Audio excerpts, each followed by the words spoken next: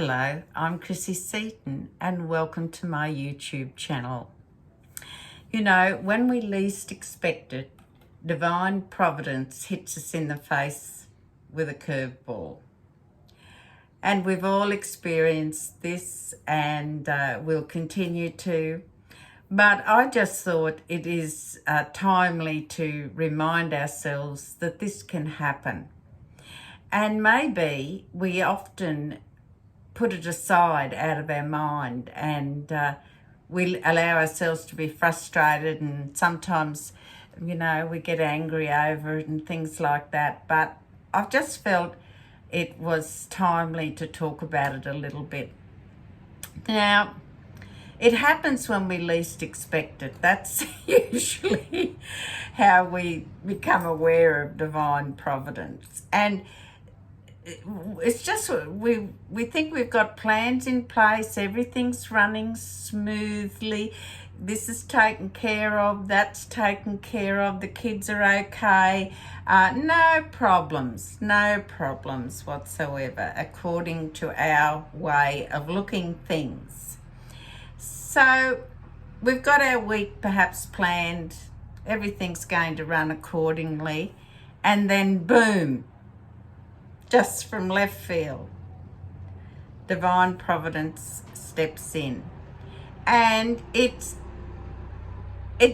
just makes us have to sort of, first of all, get over the chaos of that, and secondly, understand that, well, now those plans I had in place beyond today, perhaps, I now have to alter things. I have to rethink about what I can postpone or what I actually have to do. And so we get into this motion, I guess, into this program of, you know, modifying plans, maybe stalling plans, or maybe just disregarding them totally and putting them off for a more convenient time. And this is what Divine Providence does to us. There's many lessons we learn in one episode of Divine Providence. And, you know, we kind of maybe register it a little while later after things have sorted themselves out a bit. But, you know, we quickly forget it again. And the next thing, when we get hit with Divine Providence, we go through this process all over again and rethink and reshape how we respond, and hopefully we mature within our spirituality as a result of it, because Divine Providence is for our own good. We're told that. So we really need to first of all start saying, okay, it's Divine Providence, then I accept this because although I might not understand it, it is for my own good. So let's sort of try and keep that in our mind. And so we've all got that plan we've made for the week, and then it just goes pear-shaped. There's no other way to describe it. And your first emotion is anger. Sometimes maybe it's depending on the plan you had in place. It can, you know, we can end up in tears, stamping our foot. I can't believe this is happening to me, you know, throw our arms in the air, more tears, and carry on. And then eventually we have to, just because time doesn't wait for anyone, and it certainly doesn't wait for Divine Providence either, then we have to think, well, all things are from God. I have to do what I can in a reasonable manner, and what I can't do, then if I accept this is for my own good, God will understand, and at the same time give me an opportunity to get around this. There's a lesson I'm to learn from this, and hopefully I will as the hours progress, or the days even. So the first thing I think that I remind myself about now, I still get that, oh no, you know, feeling, but then I quickly think, oh, no, just calm down, calm down, it's not that bad, And truly, once you learn to do that and control and modify that initial reaction, when you're young, it can be quite distressing, the reaction you'll have. But as you get older, you think, here we go again. I know, okay, Hashem, something I need to learn here. Now, when we have calmed down and kind of refocused ourselves a little bit, we do quite easily begin to regroup, refocus, and think, well, look, that's not important. That can go aside. So the more you upset yourself and stay on edge, the less you will be able to resolve this issue and get through it. So accept it, take it on board, embrace it. Now let's see how we can sort this out later.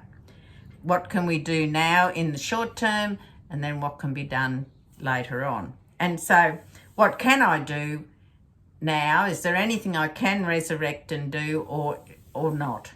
And if there is things I can't do, then concentrate on doing what you can and put what you can't do aside, and maybe make a decision about it on another day, or postpone it, or it could be appointments and things like that. But whatever you do, you need to settle on an achievable compromise to that original plan. Now, the reason I say achievable compromise is because it's the wrong thing to just throw your hands in there and say, I give up, okay, and then sit there and wait for whatever lesson it is you're supposed to get, because often it is through working through this curveball, this divine providence, that we reach an understanding of what this is all about. And so if you just then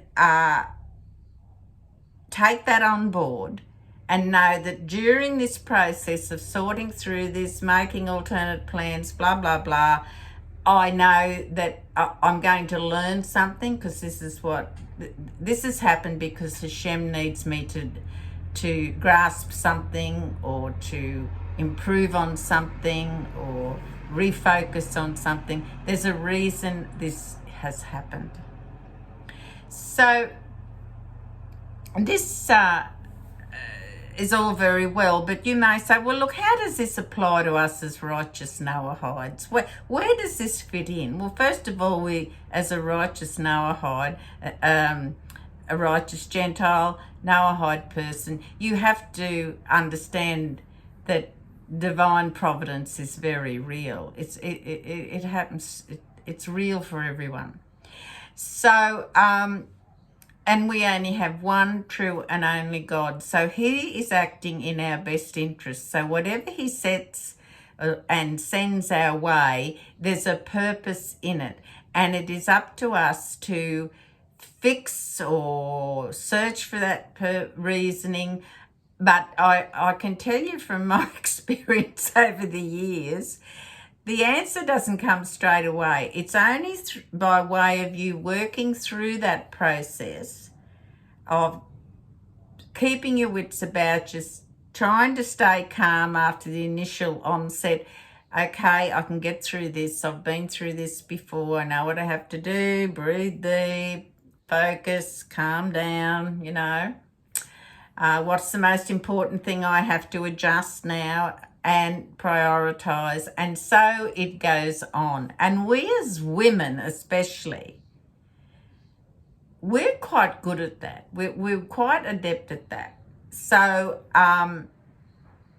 it's something that we take on board, and it's in our nature. Men find it different, certainly, but it is something women are able to perhaps manage or maneuver around with a bit more ease. From my experience and listening to other women, that is the conclusion that I draw.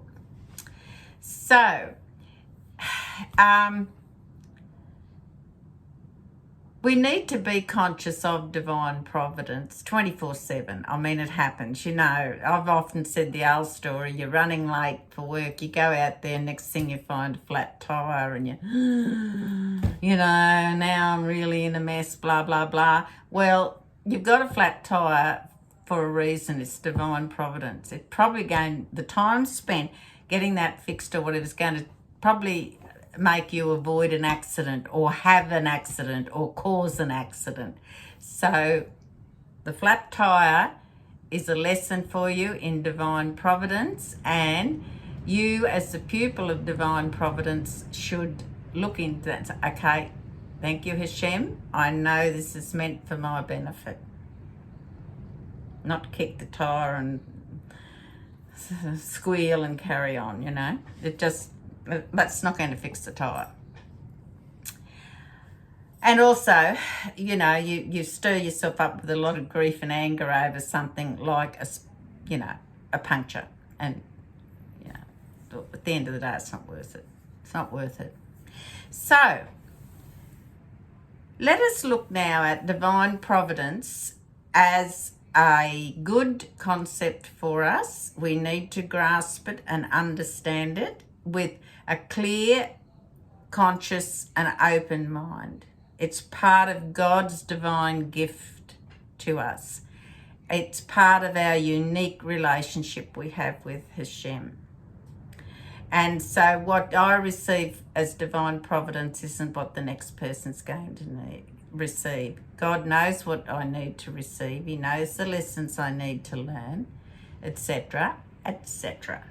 And I must accept that and believe it and be grateful for it. Divine providence is also tailor-made just for each individual. So, as I mentioned briefly before, what my divine providence is different to what somebody else's is.